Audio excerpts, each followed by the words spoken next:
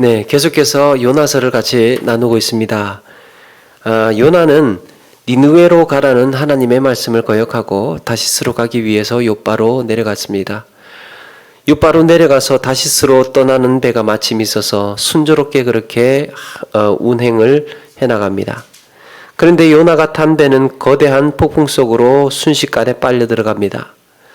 배의 선장은 이렇게 급박한 상황에 잠에 빠져있는 요나를 보고 분노했고 하나님께 기도하지 않고 부르짖지 않고 있는 그를 강하게 질책을 했습니다. 과연 이제 요나는 어떻게 되는 것일까? 선원들은 감당할 수 없는 풍랑을 마주하면서 이것은 단순히 날씨 때문이 아니라 뭔가 이 배에 타지 말아야 할 사람이 타서 지금 이런 일이 벌어진 거다라고 직감을 하고 제비를 한번 뽑아보자 하면서 제비뽑기에 들어갑니다. 그렇게 시작된 제비뽑기에 정확하게 요나가 뽑히게 됩니다. 세상 끝까지 가는 먼 거리를 항해하는 배에 대여섯 명 탔겠습니까?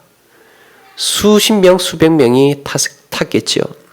수많은 사람 중에 요나가 그렇게 뽑힌 거예요. 요나는 순식간에 이 재앙을 수습해야 하는 키맨으로 등장합니다. 모든 것은 요나에게 이제 달렸습니다. 요나는 알고 있습니다. 어떻게 해야 이 재앙이 마무리가 될지. 바로 하나님을 향한 불순종의 대가를 치르는 것입니다. 자기 때문에 일어난 이 모든 일에 책임을 져야 했던 거죠. 그래서 대답을 합니다. 나를 들어 바다에 던지라. 내가 죽어야 당신들이 산다고 하는 이 요나의 태도를 보면 어떤 면에서는 숭고한 희생정신처럼 그렇게 높게 평가될 만 할 것으로 보입니다. 자기가 솔직히 나 때문이다 고백을 하고 깨끗하게 나를 들어 바다에 던지라. 그러면 문제 다 해결된다. 요나는 과연 이 불가항력적인 하나님의 심판 앞에 숭고한 희생정신을 발휘해서 순응한 것일까? 아니면 하나님을 향한 반발심으로 자신을 버린 것일까? 이것을 우리가 이해하기 위해서는 오늘 말씀에서 유심히 들여다보아야 할 한 가지 단어가 있습니다. 우리 지난번에 유심히 들여다보아야 될 것이 내려가다라는 거였죠. 욥바로 내려가다, 배에 내려가다, 배 밑으로 내려가다, 그리고 산의 뿌리까지 내려가다. 이 내려가다였습니다. 그런데 이번에는 던지다라는 단어예요. 던지다. 이 던지다라는 지난번에 히틸이라고 했는데 이게 원형이 툴이라는 단어예요. 툴. 구약 성경에는 이 던지다, 툴의 원형으로 쓰이는 것이 14번이 등장합니다. 구약 성경 전체에 14번. 그런데 이 짧은 요나서에만 그 14번 중에서 5번이 요나서에 나와요. 그런데 그 중에서도 4번이 1장에만 등장을 합니다. 먼저 4절에 여호와께서 큰 바람을 바다 위에 내리시매라고 했을 때 내리다라는 단어가 던지다라는 뜻이라고 했죠. 바다 위에 던지시매. 5절에 뱃사람들이 물건을 바다에 던지니라라고 했습니다. 물건을 바다에 던지니라. 세 번째, 오늘 말씀 12절에도 나를 들어 바다에 던지라라고 표현하고 있습니다.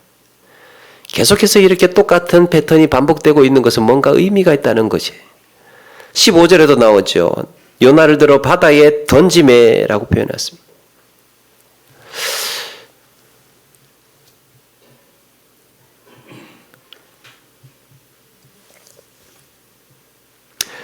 찾았습니다. 2장 3절에 하나 더 말씀드릴 2장 3절에 보니까 깊은 속 바다 가운데에 던지셨으므로 여기에도 이렇게 똑같은 단어가 등장을 합니다.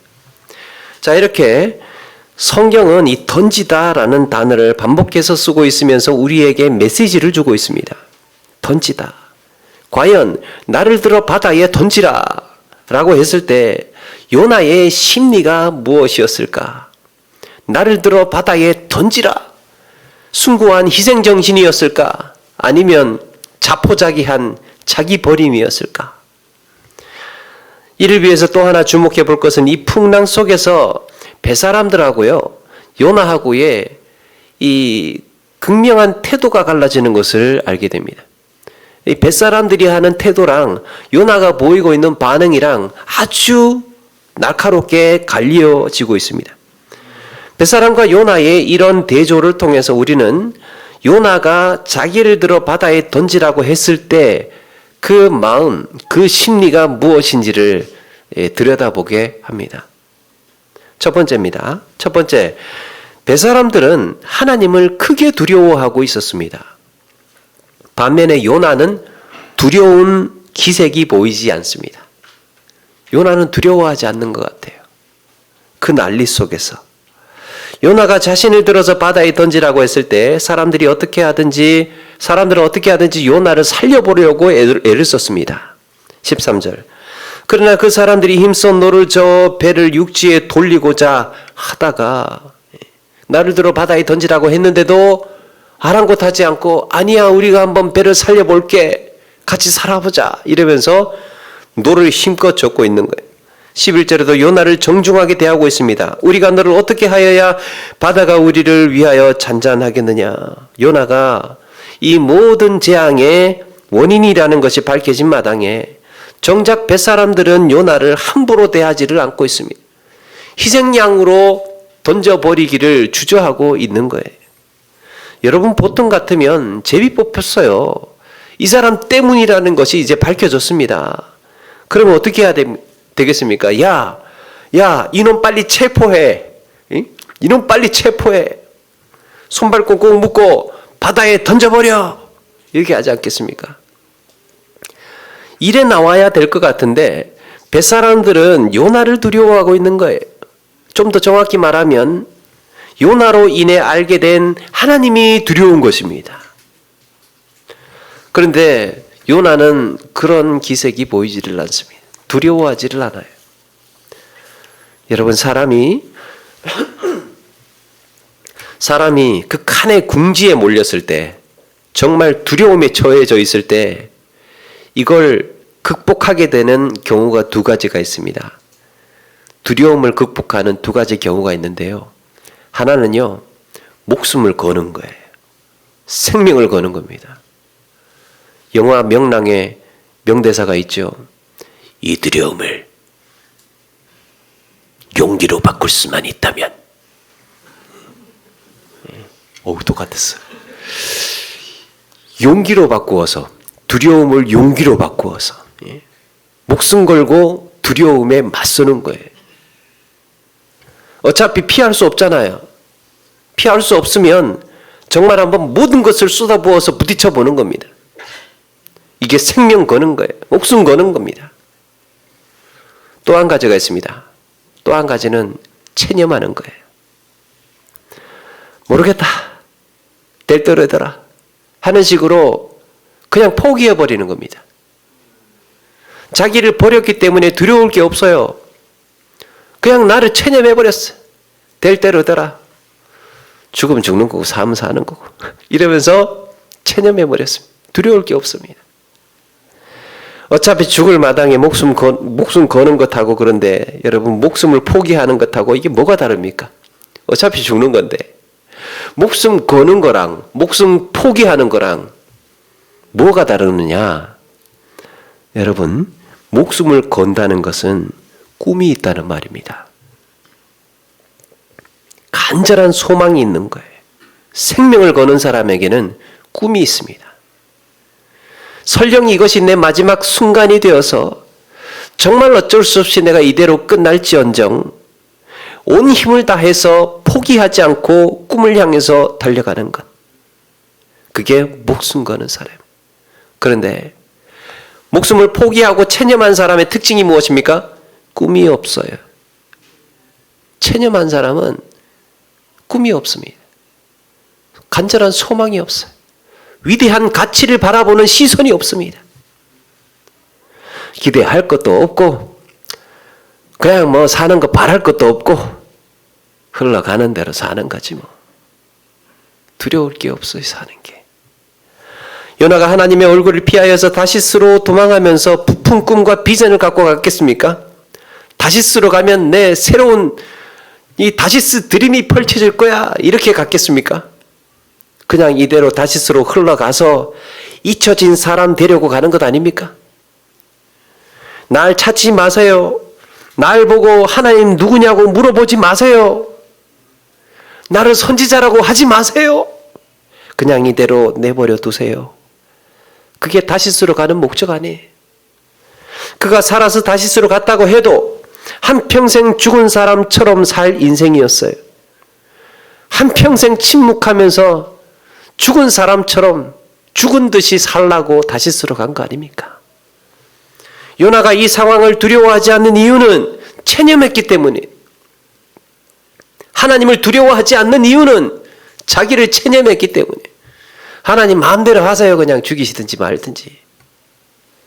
그냥 내버려 두시고 이대로 살게 그냥.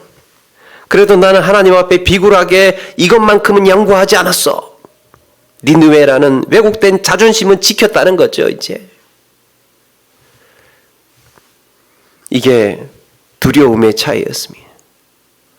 뱃사람들은 두려워서 무엇이든지 해보려고 살려고 아등바등 치고 있는데, 어떻게 하든지 해보려고 하고 있는데, 요나는 두려워하지 않았던 이유가 체념했기 때문이에요. 두 번째, 뱃사람들은 하나님께 그렇게 간절하게 부르짖는데 요나는 끝까지 기도 한마디 하지 않고 있습니다. 처음에는 하나님을 알지 못했던 뱃사람들이 각자 자기 신들에게 부르짖었습니다. 그러다가 요나를 통해서 하나님을 알게 되고 나서 이 재앙이 정말로 하나님께서 일으키셨다는 것을 알게 되면서 기도의 대상이 하나님께로 집중되게 됩니다. 14절에 보니까 무리가 여호와께 부르짖어 이르되 여호와여 구하오니 이 사람의 생명 때문에 우리를 멸망시키지 마옵소서. 무리가 여호와께 부르짖고 있습니다. 심지어는 16절에 하나님께 예배하고 서원하는 자들이라고 소개하고 있습니다. 무리들이요, 이방인들입니다. 이 거친 뱃사람들이에요. 그 사람들이 여호와를 크게 두려워하여 여호와께 제물을 드리고 서원하였더라. 세상에 오만 잡신들 다 부르고 믿던 사람들이요, 여호와께 제물 드리고 예배하고 서원하고 있습니다. 폭풍 한 번에 하나님을 믿게 된 거예요. 그런데 요나는 그 어디에도 기도의 흔적이 없습니다. 제비 뽑히지 않았다면 선지자라는 것도 얘기 안 했을 거예요. 그는 풍랑이 와도 나 몰라라 깊이 잠들어 있었습니다.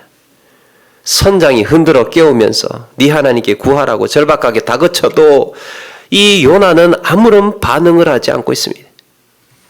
어쩌면 요나의 생애에 있어서 그때가 가장 기도가 필요한 순간이었을지 모릅니다.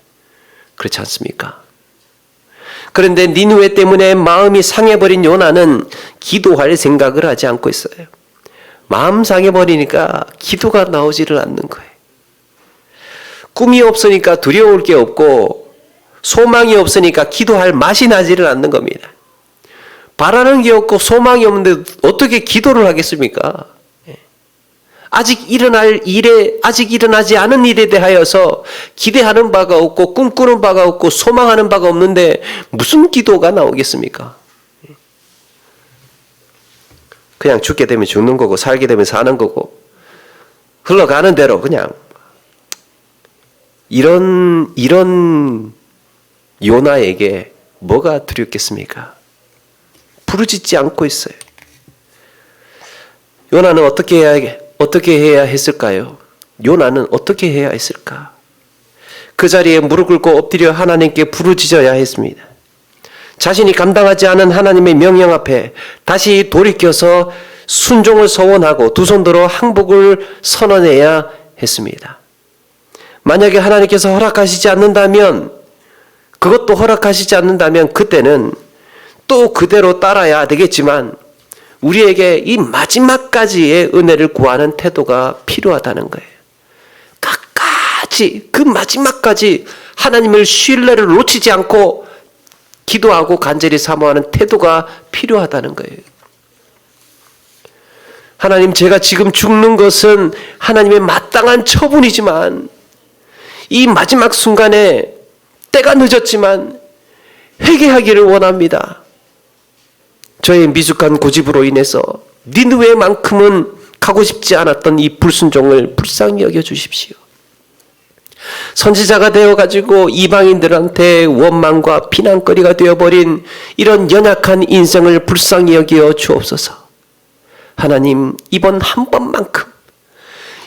번만큼만 살게 하셔서 하나님의 뜻에 쓰임받게 하신다면 니느웨로 가겠습니다. 니느웨로 달려가서 하나님의 뜻을 전하겠습니다. 사랑하는 여러분, 우리의 삶에서 마지막까지 은혜를 구하는 태도가 매우 중요한 신앙의 자세라고 생각을 합니다. 마지막까지 은혜를 구하는 태도. 보아하니 대세는 기울었고 이 판국에 부르짖어 봐야 무슨 소용이 있나. 다 틀렸는데 뭘 또 구해. 이게 아니라 끝까지 은혜를 구하는 절박함을 놓지 말아야 됩니다. 다윗이요, 우리아의 아내에게서 바스바에게서 아이를 낳게 되죠. 아이를 낳고 하나님께서 그 아이를 치심으로 아이가 죽게 됩니다. 다윗은 그때부터 금식하고 밤새도록 땅에 엎드려 기도를 합니다. 그렇게 사력을 다한 금식과 밤새도록 울부짖는 눈물의 기도가요, 7일 동안 이어져요. 그럼에도 결국 아이는 죽게 됩니다. 그런데 아이가 죽었다는 소식을 들었을 때 다윗은 마음 추스리고 몸을 씻고 옷을 갈아입고 머리에 기름을 바르고 했다고 합니다. 자기 새 단장을 했다는 거죠. 그리고 여느 때와 같이 무슨 일이 있었냐는 듯이 하나님께 예배하러 나아갔습니다. 신하들이 보니까 당황스럽습니다. 아니, 어떻게 저렇게 할 수 있나 물어요.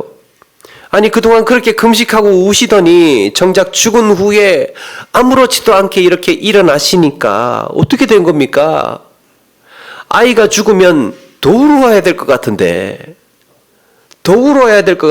이건 뭔가 바뀐 것 같습니다. 어떻게 된 겁니까? 그러니까 다윗이 이렇게 말합니다. 아이가 살았을 때는 내가 금식하고 운 것은 혹시 여호와께서 나를 불쌍히 여기사 아이를 살려주실지 누가 알까 함이라. 혹시 나를 불쌍히 여기셔서 이 아이 살려주실지 누가 알겠느냐. 아무리 하나님께서 이 아이를 치셔서 지금 죽게 생기도록 했지만 혹시 하나님께서 나를 불쌍히 여기셔서 아이를 살리실지 어떻게 알겠느냐. 다윗은 그걸 알고 있습니다. 하나님의 뜻을 돌이키고 하나님의 뜻 안에서 이 하나님의 작정을 바꿀 수 있는 힘, 하나님께서 불쌍히 여기신다면 불쌍히 여기는 자들에게 불쌍히 여기신다는 거죠. 여기서 다윗은 하나님께서 아이를 죽이시기로 작정하셨다는 것을 알매도 불구하고 그렇게 했습니다. 여기서 주는 의미가 무엇입니까? 하나님의 뜻을 정하셨으면 뜻을 돌이키시지 않는다. 그러니까 기도해도 소용없다라고 해야 될까요?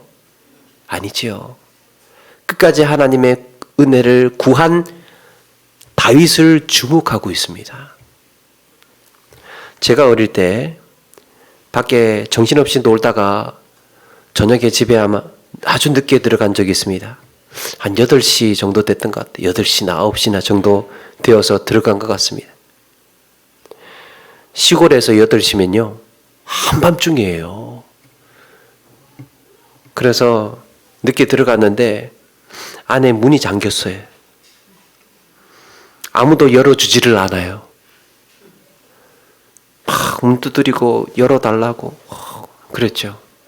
안에서 어머니가 짧고 단호하게 한마디를 하셔요. 나가. 그날 문 밖에서 한참을 서 있었습니다. 한참을. 우리는 이럴 때 어떻게 해야 되겠습니까? 이럴 때. 나가라고? 좋아, 그럼 더 놀다 와야지 그냥. 답답하면 찾겠지. 그러면서 2차로 더 놀러 가야 되겠습니까? 문 앞에 서서 반성하고 있으라는 얘기 아닙니까? 서서 반성하고 있으라고. 그게 여러분 긍휼을 구하는 마음이라고 생각을 합니다. 나 불쌍하게 지금 문 앞에 서 있어요. 문 좀 열어주세요. 제발 부탁이에요. 긍휼을 구하잖아요. 출애굽기 33장 19절 여호와께서 이르시되 나는 은혜 베풀 자에게 은혜를 베풀고 긍휼히 여길 자에게 긍휼을 베푸느니라. 이게 하나님이에요. 은혜를 베풀 자에게 은혜를 베풀고 하나님의 은혜를 사모하는 사람에게 끝까지 하나님의 은혜를 붙드는 자에게 하나님 저 불쌍한 인생이에요. 하나님 저 불쌍히 여겨주세요. 라고 하는 사람에게 하나님께서는 불쌍히 여겨주신다는 거예요. 하나님 됐거든요. 하나님 도움 됐거든요. 하나님 없이도 살 수 있거든요. 이렇게 하는 사람을 하나님이 어떻게 저 불쌍하게 이렇게 하겠습니까? 그게 아니라는 거예요. 하나님 자기가 불쌍한 존재라는 것을 시인하고 나의 형편과 처지를 인정하고 하나님의 도움 없이는 내가 살 수 없음을 고백하는 사람을 하나님께서는 불쌍히 여겨주신다는 거예요. 하나님께서 아직 끝내시지 않았다면 은혜의 가능성이 남아있는 거예요. 사실 우리가 보기에는 다 틀려 보입니다. 틀렸습니다. 가능성이 없어 보입니다. 그런데 어디까지나 내가 볼 때 그런 것이지 하나님께서는 언제든지 판을 뒤집으실 수 있는 거예요. 모세가 가데스 바네아에서 승질한번 부려온 것 가지고 가나안 땅에 들어가지 못하게 되는 가혹한 징계를 받게 됩니다. 화낼만 했겠죠. 얼마나 화가 났겠습니까? 그래서 내가 니들 때문에 물을 내야 되냐 하면서 지팡이로 짝대기로 그냥 바닥을 쳤어요. 근데 그게 하나님께 영광이 되지 않고 덕이 되지 않았던 거예요. 참 하나님의 일을 하면서 이렇게 덕이 되지 못한 게 얼마나 큰 죄가 되는지 이 장면에서도 발견하게 되는데요. 참 그런데 모세는 그것으로 인해서 포기하지 않고 가나안 땅에 들어가게 해달라고 얼마나 기도했는지 모릅니다. 가나안 땅에 들어가게 해달라고 그렇게 기도를 했습니다. 근데 우리에게 주는 메시지가 무엇입니까? 그렇게 기도해봐야 가나안 땅에 못 들어가는 거 어차피 기도할 필요 없다 이런 메시지겠습니까? 아니죠. 끝까지 하나님께 기도했던 모세의 태도를 주목하고 있는 거예요. 그게 의미가 있는 겁니다. 그 자체가. 왜냐? 끝까지 하나님을 신뢰하고 하나님을 붙들었던 모습을 주목하고 있는 거거든요. 결국에 하나님께서 모세의 기도를 이루어 주시지는 않았을지언정 모세가 보여주었던 끝까지 하나님의 은혜를 구하는 그 태도에 주목하고 있는 겁니다. 그게 우리에게 의미가 있는 거예요. 삼손, 두 눈이 뽑히고 머리가 잘렸습니다. 머리카락이 잘렸어요. 다곤 신전에서 조롱을 받으면서 마지막 생애를 맞이하고 있었습니다. 이제는 언제 죽어도 이상할 것이 없는 그냥 너덜너덜하게 찢어지고 갈라지고 다 빼앗기고 뽑혀버린 그냥 아무것도 아닌 인생이 되어 버렸습니다. 이제는 언제 죽어도 이상하지 않는 이 삼손 충분히 포기할 만하죠. 충분히 이제 다 끝났어 뭐. 머리도 잘리고 두 눈도 뽑히고 보이지도 않고 쇠사슬에 매여있고 내가 할 수 있는 것은 아무것도 없다고 느꼈을 때 체념할 만하지 않겠습니까? 포기할 만하지 않겠습니까? 그런데 삼손이 보여주었던 마지막에 가장 멋진 장면이 무엇입니까?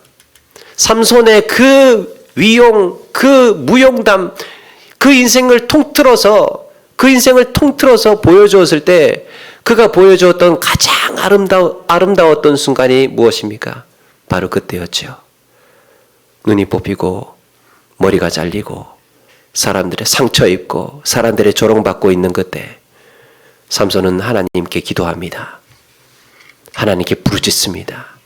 하나님, 이 마지막 한 번만 저에게 힘을 주셔서 하나님께 영광이 되는 순간을 맞이하고 싶습니다. 하나님 저를 한 번만 도와주십시오. 그래서 삼손의 생애 가운데에 가장 빛나는 아름다운 순간을 맞이했던 것입니다. 사랑하는 여러분, 세월이 흐를수록 우리의 기도는 날로 더 간절해져야 할 줄로 믿습니다. 나이가 들어갈수록 기도의 향기는 더 진하게 배어납니다. 다 경험해 봤거든요. 지나와 봤거든요. 내가 살아봤거든요. 그래서 기도하는 것이고, 그럼에도 기도하는 것입니다. 그렇게 기도하는 것이 우리에게 더욱더 하나님께 간절한 향기가 되는 것입니다. 하나님은 그 기도에 은혜를 베푸시고 긍휼히 여기어 주실 줄로 믿습니다. 요나는 이렇게 항변하고 싶었어요. 요나는 마지막 그 순간에 이제 배가 부서지고 바다에 던져지게 되는 그 순간에 항변하고 싶었어요. 니느웨가 하나님의 백성에게 어떻게 만행을 저질렀는지, 그들이 얼마나 원수 같은 존재인지 하나님 잊으셨습니까? 다른 건 몰라도 니느웨만큼은 심판하셔야 되는 것 아닙니까? 하나님, 그 사람들이 저한테 어떻게 했는지 다 보시지 않았습니까? 저는요, 제 눈에 흙이 들어와도 그것만큼은 제가 안 됩니다. 하나님도 때로는 나를 섭섭하게 하실 수 있다는 생각을 하는 순간, 하나님께서도 내가 용납하지 못하는 일을 하신다고 생각하는 순간에 여러분, 우리의 성장, 우리의 변화가 멈추어 버립니다. 우리의 변화, 우리의 성장이 가로막혀 버려요.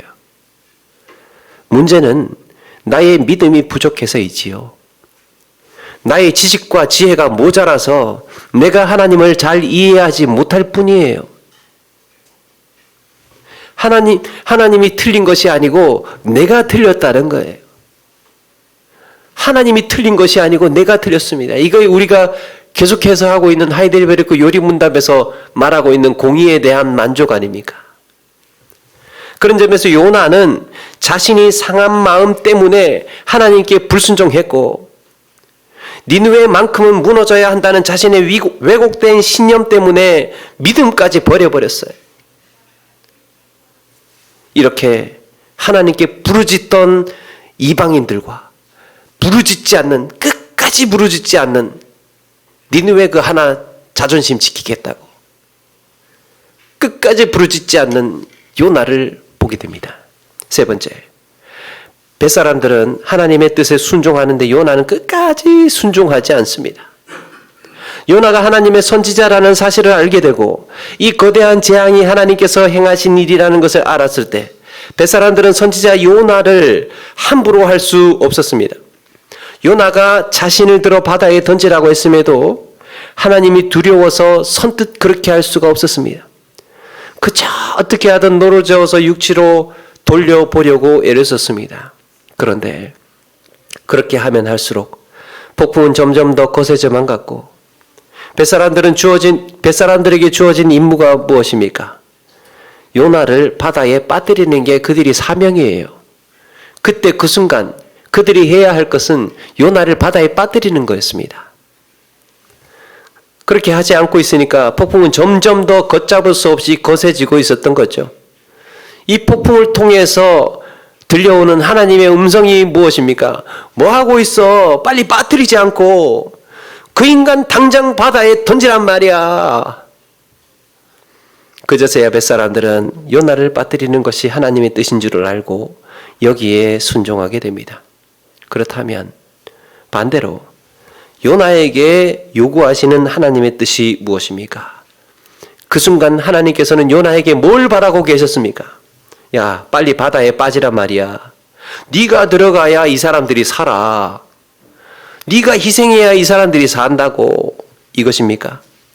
요나를 정말로 죽이시는 게 목적이었다면 하나님께서는 큰 바람을 바다에 던지셔서 자는 요나를 흔들어 깨우시고 배에 있는 아까운 금은보화들 바다에 다 던져버리고 그렇게까지 번거롭게 일을 하셨겠습니까?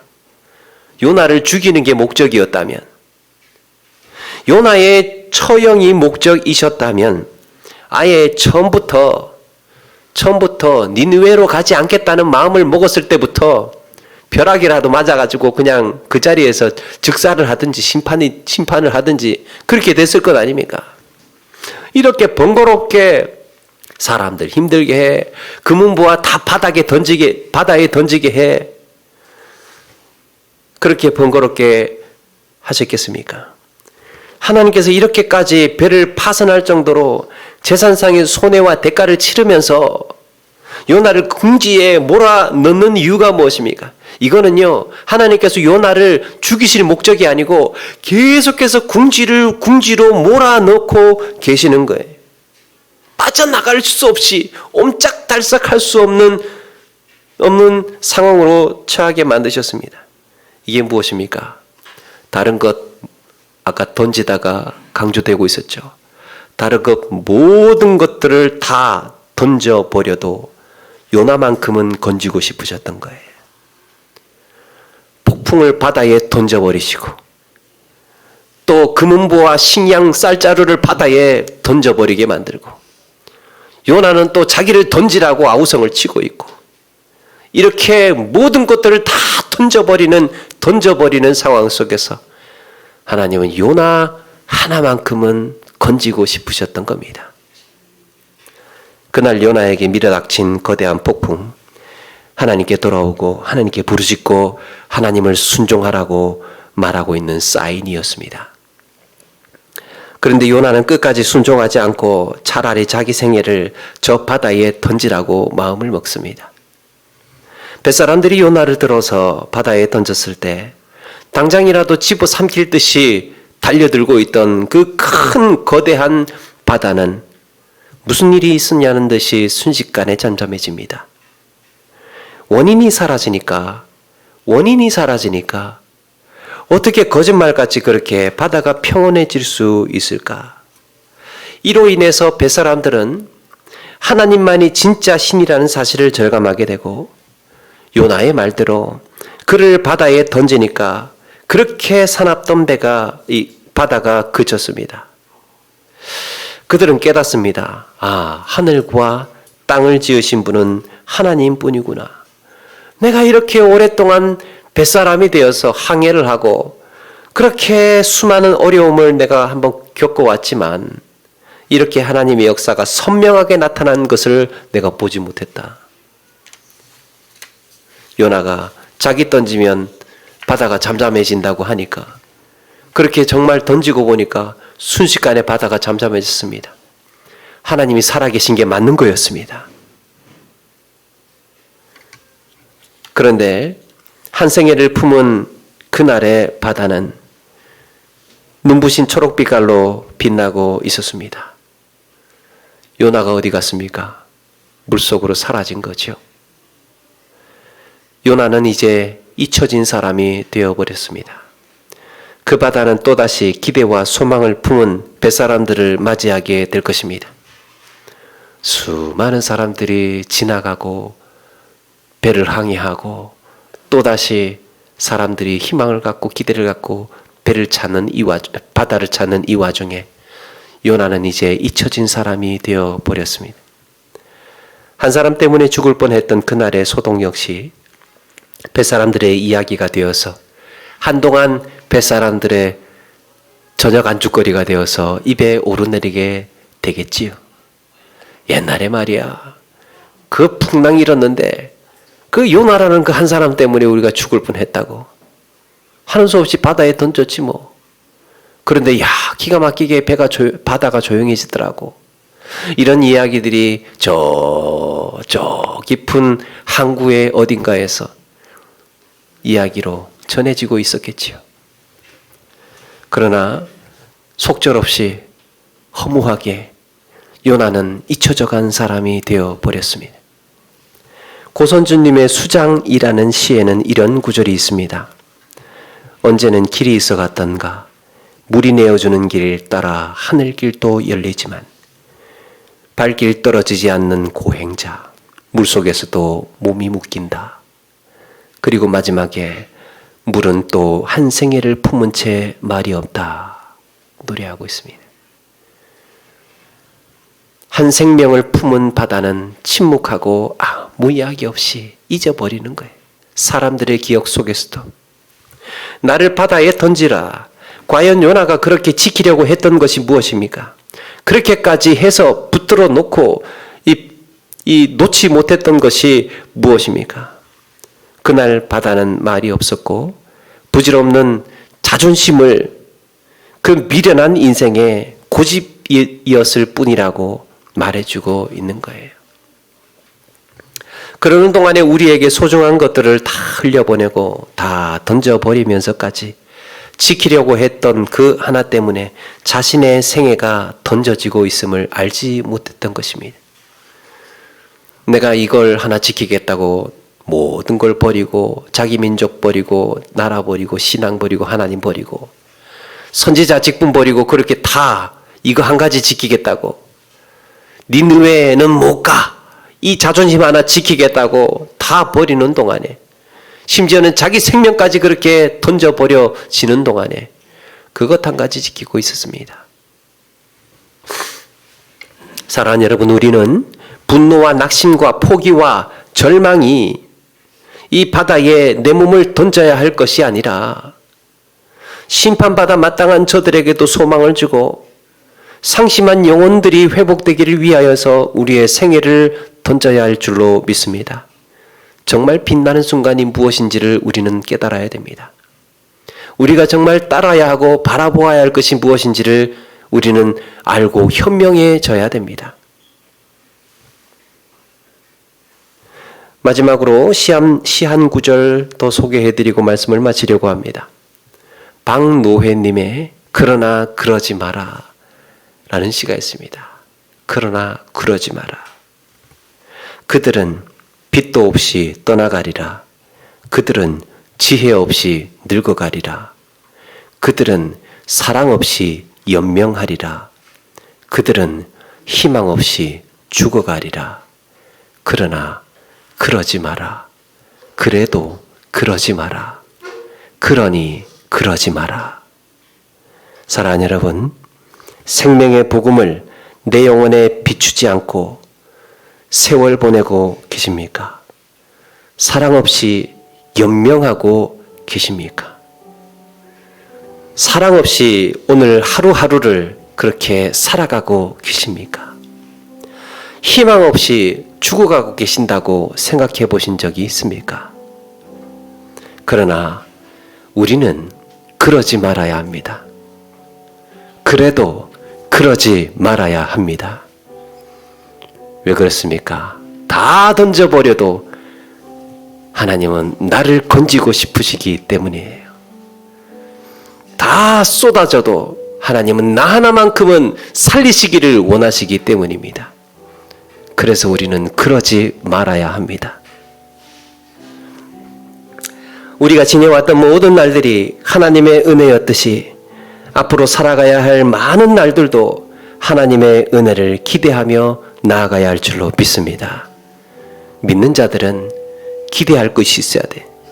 믿는 자들은 하나님을 향한 소망이 있어야 됩니다. 한 영혼을 향한 꿈이 있어야 합니다. 믿는 자들의 특징이에요. 꿈이 있느냐 꿈이 없느냐. 왜 그렇습니까? 하나님의 존재를 믿기 때문입니다. 하나님이 하시는 일을 기대하기 때문이에요. 그래서 우리는 용기가 필요하고, 그래서 우리는 비전이 필요하고, 그래서 우리는 사랑이 필요하고, 뜨거운 그리스도의 심장이 필요합니다. 주님께서 내게 기대하시고 원하시는 뜻이 우리 생애의 가장 적절한 정답이라는 것을 우리가 인정하고 끝까지 하나님의 은혜와 긍휼을 구하는 신실한 믿음의 일꾼으로 살아가시는 우리 모두가 되기를 주님의 이름으로 축원합니다.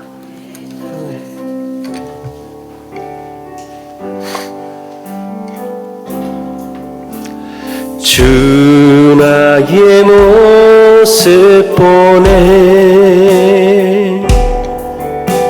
상한 나의 맘 보시네 주 나의 눈물 안에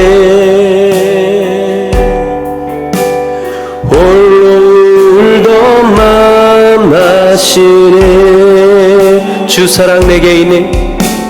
주 사랑 내게 있네. 우리 찬양하면서 준비한 예물 드리겠습니다. 그 사랑이 날 채우네. 주 은혜 내게 있네. 그 은혜로 날 세우네. 세상 소망 다 사라져가도 주의 사랑은 끝이 없으니 살아가는 이 모든 순간이 주 은혜임을 나는 믿네. 세상 소망 다 사라져가도 세상 소망 다 사라져가도 주의 사랑은 끝이 없으니 살아가는 이 모든 순간이 주 은혜의 힘을 나는 믿네. 우리 말씀 기억하면서 잠시 한번 기도하며 나가기를 원합니다. 세상에 기대할 것이 없고 세상에 소망이 없고 모든 것이 다 끝나버리고 다 틀려버렸다고 생각되는 그 순간에도 하나님께서 나 하나를 건지시기 위해서 그렇게 모든 것을 버리고 계심을, 모든 것을 던지고 계심을 오늘 말씀을 통하여서 다시금 돌아보게 됩니다. 하나님, 우리가 살아가는 동안에 우리가 세월이 흐르면 흐를수록 하나님 우리의 소망이 더욱더 선명해지게 하시고 하나님 우리 가운데 더욱더 주님의 사랑으로 넘쳐날 수 있도록 인도하시고 한 영혼을 향한 위로와 한 영혼을 향한 기대가 더욱더 강하게 나타날 수 있도록 해주옵소서. 우리 주님을 바라보기를 원합니다. 주님 앞에 순종하기를 원합니다. 우리 주님의 뜻을 따르기를 원합니다. 하나님, 그런 신실한 그리스도인으로 다시금 일어설 수 있도록 해달라고 우리 말씀 기억하며 잠시 한번 기도하며 나가겠습니다. 같이 기도하겠습니다. 사랑을